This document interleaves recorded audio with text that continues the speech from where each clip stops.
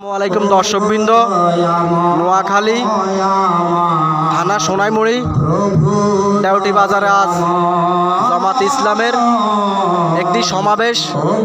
জনাব সাইফুল্লাহকে নমিনেশন দেওয়াতে আজকে দেওটি বাজারে একটি সমাবেশ। ইয়ে হইল মহিলাগো প্যান্ডেল, আর এই হইল পুরুষের প্যান্ডেল। এই হইল পুরুষের প্যান্ডেল। বিশাল বড় সমাবেশ জামাত ইসলামের আজকে এখানে দেওটি বাজারে।